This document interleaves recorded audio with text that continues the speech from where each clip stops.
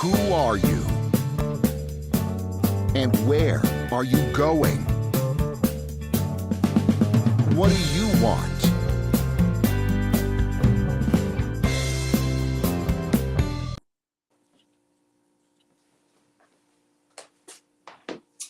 Hello and welcome to Jiggers' place, both the show and the place. This is my home bar, and for those of you who have seen the show before, you know this is where every other Thursday at this time we make a cocktail, sit back and relax and talk about all the things that are important in life aside from business and professional endeavors.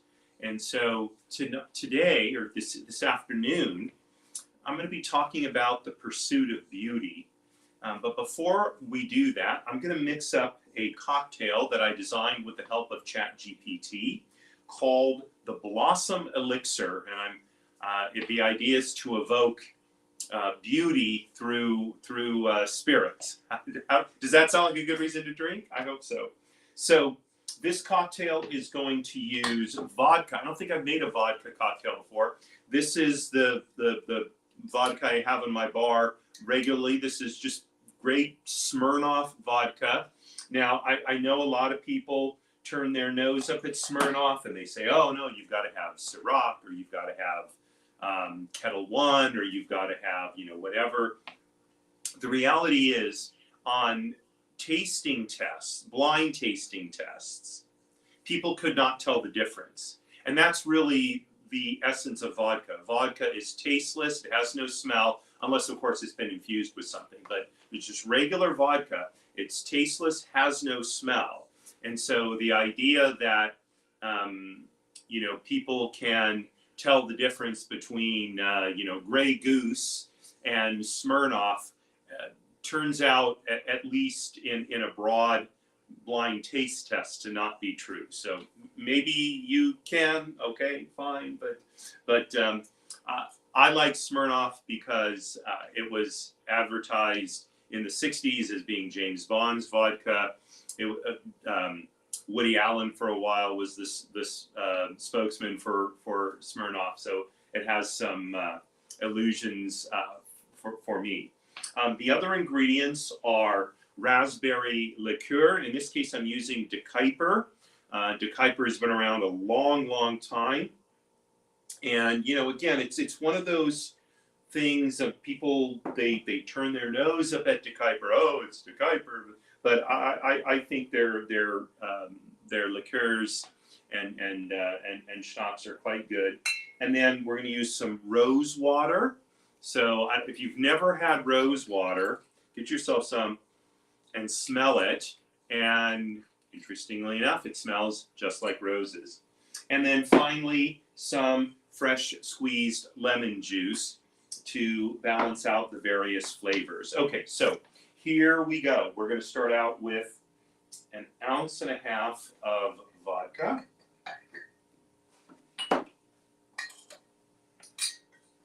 You can see by how full the because my shaker here is filled with ice, so you can see I don't make a lot of vodka cocktails anymore.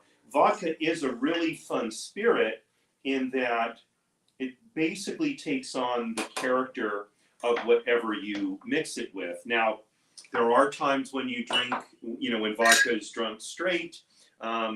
It's a very popular spirit to have with caviar, especially if you're doing kind of a Russian thing. You've got some blini, some sour cream, and some caviar. I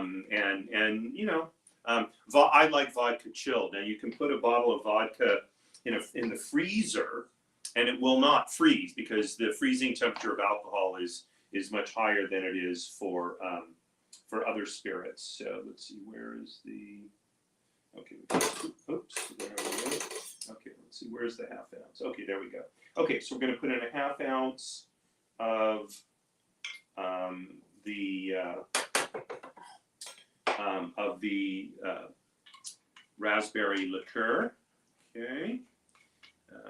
Razzmatazz. Okay, we did 1.5 ounces of vodka, 1/2 ounce of the raspberry liqueur. We're going to do 1/2 ounce of the rosewater. Okay, and we're gonna wrap this up with 3/4 of an ounce of lemon juice. I'm gonna try and not get the lemon seed in here. Let's see if I can do it.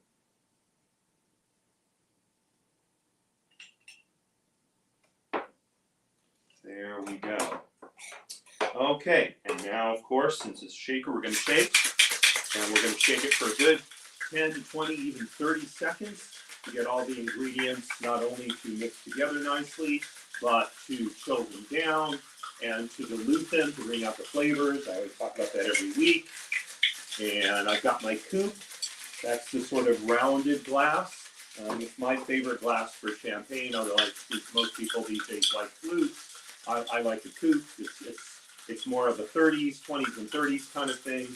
20s, I should say a 20s thing, of course, Prohibition until the 1930s. By the way, speaking of Prohibition, today is repeal of Prohibition Day. So it's a particularly good day to be having a cocktail because on this day, December 5th, 1933, Prohibition was lifted, and once more, you didn't have to drink in a speakeasy. You could drink in a regular bar.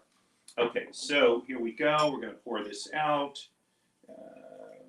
It's got just a bit of a pink tinge to it.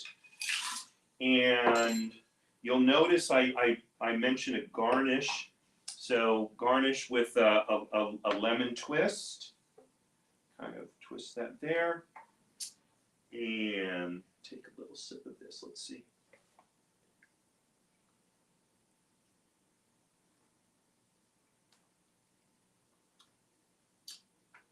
I think we have another winner. Okay, I'll see you over on the couch.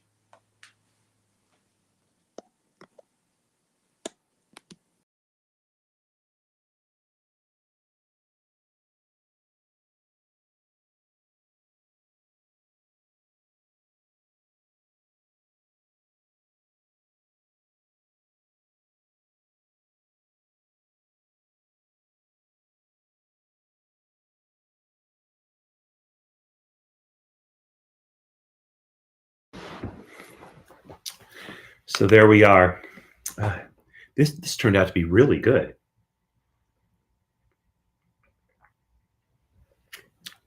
There's such nice layers of flavor. So the liqueur has a bit of sweetness. The lemon juice, of course, a little bit of tart. The rose water, it gives it the scent, but also it has a bit of a taste to it too. The sort of rosy taste. Gosh, you know what? I'm impressed, ChatGPT. You're a great co-drink creator, cocktail creator. So the topic for today, the pursuit of beauty. So this touches on a number of topics that I've thought about for many, many, many years now. And for those of you of my vintage, you may remember a song that was popular, I think, in the late 60s, early 70s. Everything is beautiful in its own way, like a starry summer night or a snow-covered winter's day. Okay, I know I'm not a great singer. My voice, not beautiful. So I think this is an idea that emanates from the 1960s, the idea that everything is beautiful. And there's a couple of problems with that idea. First of all, in what context are we talking about beautiful? Number one. And number two, if indeed everything is beautiful, then what does beautiful really mean? Right? So I'm going to start with the first of those two ideas. What does beautiful mean? So one of the advantages of the English language is it is so rich. So the English language today has, I don't know, 1 million words, 2 million words, a huge, huge number of words. Now, contrast that with Hebrew, for example, which is a much older language than English. Hebrew has roughly 20,000 what are called shoreshim. A shoresh basically translated means root. So in Hebrew, the way the language works is you have a shoresh. It's usually 2 or more often 3 letters. And then from that root, you add 1 or 2, sometimes 3 letters, and you create variations of the idea that's expressed by the shoresh. Okay, and as a result, and also Hebrew is a language of spirituality. So if you want to discuss a scientific endeavor, Hebrew is not the right language to do that, because the ideas contained in the Shoreshim have to be changed, well, not changed, but sort of refashioned to try and express the preciseness with which science is developed. Okay? English, on the other hand, which is a Germanic language, so it's related to German, is a very technical language. So you can, if you go into a thesaurus, you will see multiple words to express the same concept, except that each of these words is just a little bit different than the other ones. And so English is a language of preciseness. And it was that way, I think, until the 60s. So people prized having a large vocabulary. They, knowing a lot of words, knowing their definitions, being able to express oneself in a very precise manner was a skill that people aspired to have. And somehow, I guess, that idea fell out of fashion. I don't know, maybe it was decided that it was elitist, or it was too, egg-headed, to, referring to academia in a negative way. Not exactly sure why. Although I lived through that time, I was raised that having a broad vocabulary was a good thing. And as you probably know, I love, $4 words. So there started to become a sort of devolution of English, whereby the richness of it was no longer expressed. And one word, and a somewhat pedestrian word, was used to refer to a whole range of concepts or a whole range of ideas. And beauty, I think, unfortunately, became one of those words. So in the song that I mentioned a few minutes ago, Everyone is Beautiful,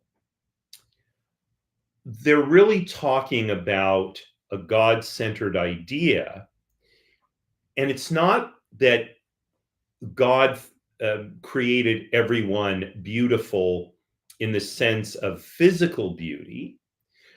What God did is he every human soul he created is equally precious to God. So in really, the song would be more accurate to say everything is precious, everyone is precious, meaning every person has value, everything has value. Right? Precious is an expression of, in essence, importance in the larger scheme of things. Okay. Now it has other meanings as well. Like we talk about, panda bears, they're so precious. But when we talk about the preciousness of an individual human being, and more specifically, the human soul, there is no question that each human soul is precious, specifically to God, but hopefully to each of us as well. So that even if our enemy and our mortal enemy is destroyed, we should recognize that although that may be a good thing, in the end, it's still a shame that a human soul, a precious human soul, had to be destroyed in order that the world could become a better place.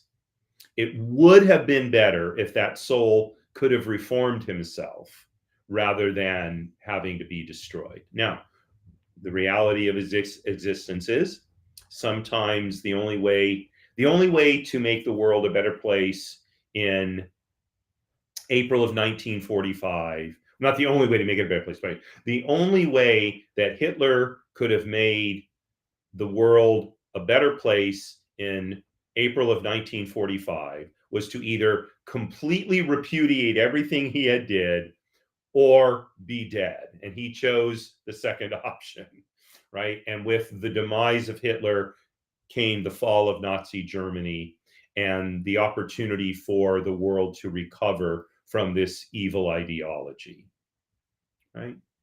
So I think today, when we talk about the pursuit of beauty, beauty is a term that helps us distinguish between the beautiful and the not beautiful. So if we say that everything is beautiful, presumably we're saying there is no such thing as not beautiful. So if there's no not beautiful, beauty ceases to have any meaning at all. Because beauty is a descriptive term that allows us to say something has the quality of beauty, one thing has the quality of beauty, and another thing does not. Okay. And this cocktail has the quality of beauty, so I have to have another sip. So, beauty historically was referring to a physical quality. Okay. So in Genesis, in the Torah, in the Bible, Abraham's wife Sarah is described as a woman of beautiful form. Now, I do not pretend to know what a beautiful form of a woman was like 4,000 years ago. No idea. Or 3,500 years ago when Abraham and Sarah lived. Okay? But whatever that was, Sarah had it. And the only way that term beautiful has meaning is because Sarah had it and other women didn't. Otherwise, the term means nothing. If every woman was beautiful at that time, so it meant nothing, because women had different faces, they had different bodies, different body shapes. They had, some women were tall, some women were short. Okay? Now, we're speaking of beauty here as a societal phenomenon, if you will, right? That's and God didn't say that Sarah was beautiful in Abraham's eyes, although it seems pretty clear that she was, right? So there is subjective beauty, i.e., what I think is beautiful, and there is objective beauty, what is beautiful in terms of societal standards. So what I think is beautiful may or may not align with societal standards. Okay. And societal standards may change. So if we think about what a beautiful woman looked like in the 1950s, and the iconic beautiful woman was probably Marilyn Monroe. Okay. By more contemporary standards of beauty, Marilyn Monroe was what we might call kind of a big girl. Okay. But that was what was considered beautiful at that time. Okay. And by the way, in American society. So in other cultures, what was considered beautiful, Marilyn Monroe, even in her day, would not have be considered beautiful. So in China at that time, I doubt that Marilyn Monroe was considered the standard of feminine beauty. Okay, she was too big. She had large feet, all that kind of stuff. Okay, so um, uh, these what is beautiful in one society may very well be different than what's beautiful in another society. Okay, another aspect of beauty that has changed is it used to be that being, we'll call it fleshy, was, if not a sign of beauty, it was a sign of wealth, because wealthy people could afford to eat a lot and become fleshy, right? And poor people could not. Today, it's the opposite. Obesity is far more common among low income people than it is among high income people. And there are reasons for that. Generally speaking, people who are wealthy have better nutrition, they have more opportunities for exercising, and people in lower income brackets and living in lower income neighborhoods, in some cases, they don't have access to healthy food like fresh fruits and vegetables, and they don't have time to exercise, perhaps, or it's not part of the sort of culture in which they live. I don't mean culture in the sense of um, racial or national origin culture. I mean in the neighborhoods, if you will, in which they live, right? So the standard, and so today, honestly, I'm not even sure what the standard of beauty is, and I find that to be a shame, because beauty is something that can enrich our lives, and it can inspire us. It can be a reflection of a bit of the divine. And those are all wonderful things to experience. But I'm not sure we experience them anymore. So without naming it, although you'll probably guess it, there's a makeup company out there, and its whole marketing is based on every woman is beautiful, and they mean physically beautiful. But what they've done is they've created an idea that negates the existence of beauty at all. They would be more accurate to say every woman is precious. And that indeed is absolutely true. But the reality is some women are more beautiful than others. That doesn't mean that a woman who is less beautiful than the societal ideal is or should be valued less. Not at all.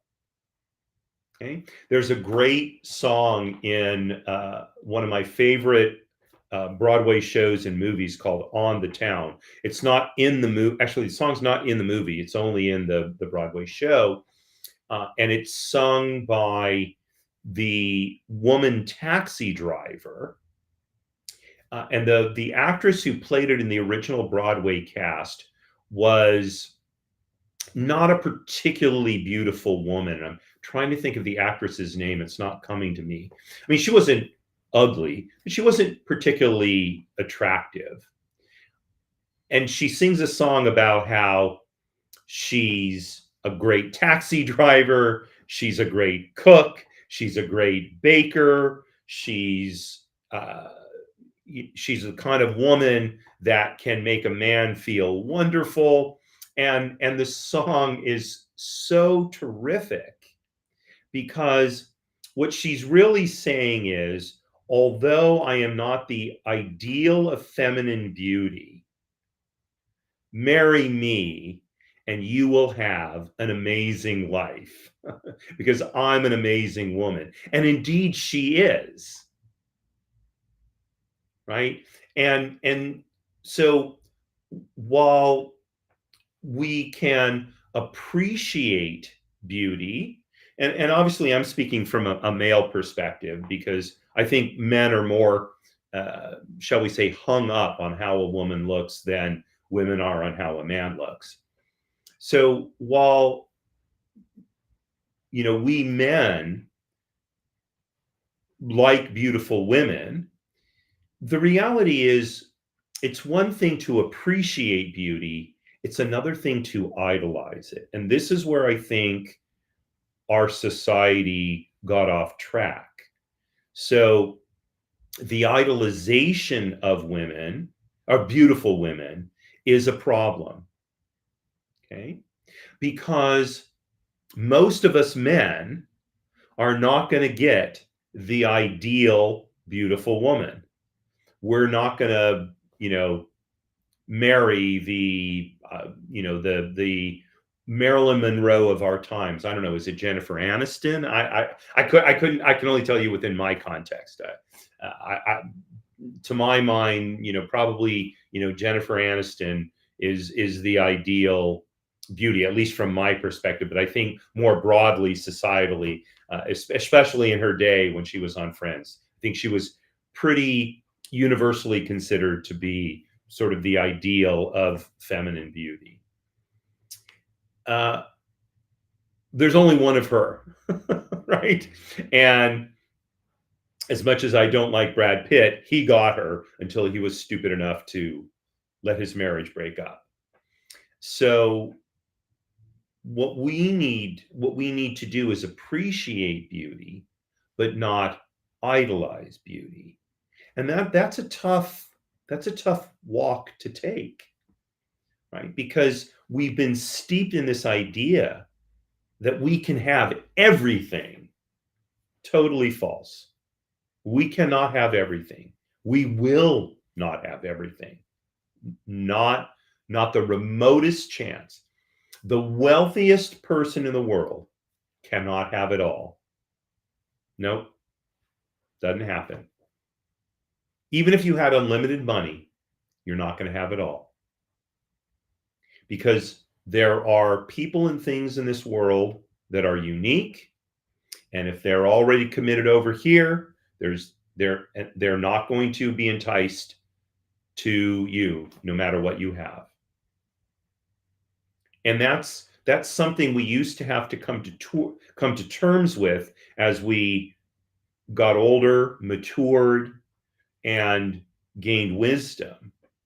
But I think nowadays that idea has kind of been lost, and it's a shame because it facilitates this false idea that everything is beautiful. Unfortunately, everything is not beautiful. But that doesn't matter. And in fact, it's a good thing that not all things are equally beautiful because it allows us to delve into our lives more deeply, delve into our relationships more deeply, and really find in them their essence, their preciousness, their importance, their opportunities for growth, their wisdom, their true uniqueness, which probably has nothing to do with beauty, their ability to spark an idea, to make us laugh when we're down, to give us the opportunity to help them when they're down.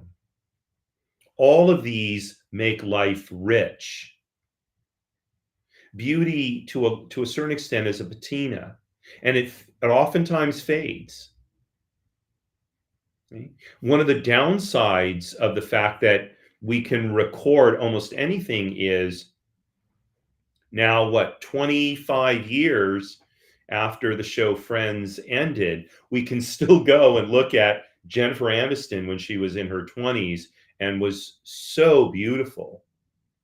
Whereas the Jennifer Aniston of today, while I would argue she's still a very beautiful woman, her beauty has as much to do with her maturity as someone who is now basically twice the age she was when she started in Friends.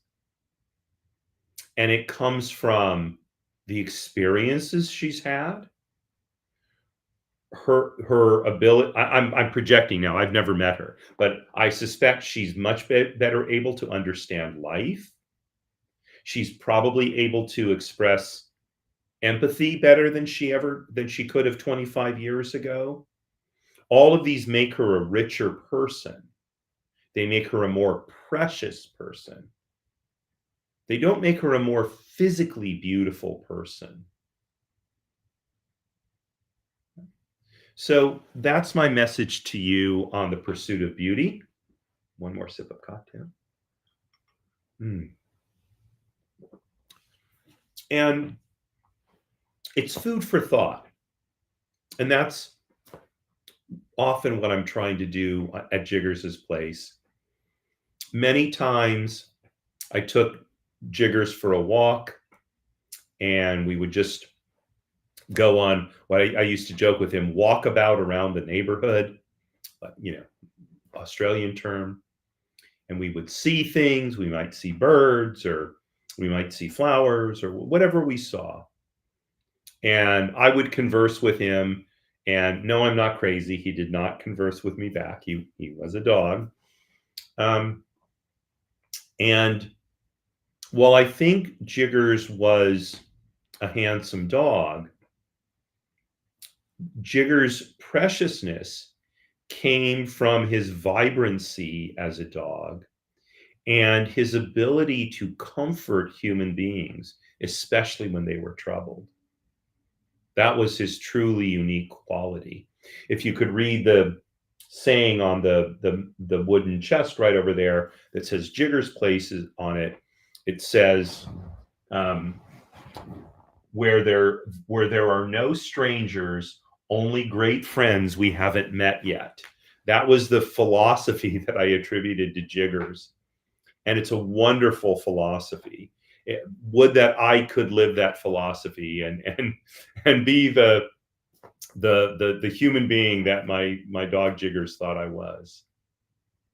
So as we head into the end of the week and into the weekend, and we spend time with family and friends, hopefully, I wish you much relaxation and hopefully you'll get some happiness, and maybe you'll ponder these ideas a little bit, and they'll help you enrich your life. So as always, I would love to hear your thoughts. Feel free to drop them into our social media, and I will be happy to respond. If there's something of a private nature, you can always, my email address will be in the show notes after this episode posts. And if nothing else, make yourself another Blossom Elixir and enjoy the pretty color, the wonderful scent, the delicious flavor.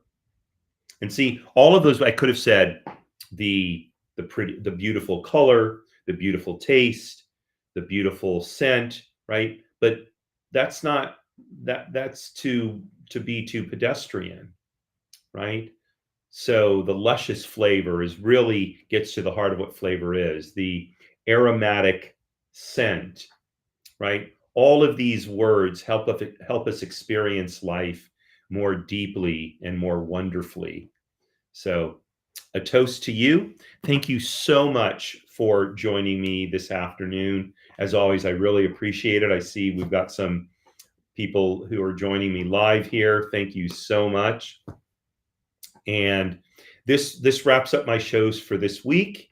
So I wish you have to do my thing. So next week, Monday at 10 a.m. Pacific time, is my show Trust and Estates Weekly. My guest is Kevin Quinn, who's the president of the Independent Trustees Alliance. And I invite you to come and learn about the ITA. If you're in the trust and probate administration, the estate planning world, it's a relatively new organization, and we're looking for it to do great things. And like I said, if you're in the same professional world I am, I can't encourage you enough to join Kevin and me, Kevin and Kevin. It'll be the Kevin and Kevin show on Monday at 10 a.m. On Tuesday at 10 a.m. Pacific time is my show, Business Lessons from the Military. And then on Wednesday at 10 a.m. is my show, People Making Money. The topics covered, I think, are self-explanatory based on the titles of the shows. So thanks again for joining me. Wishing you a wonderful evening and a wonderful rest of the week. And signing off as I always do. Marie, darling, you are my belle. Courage at all times, my friends.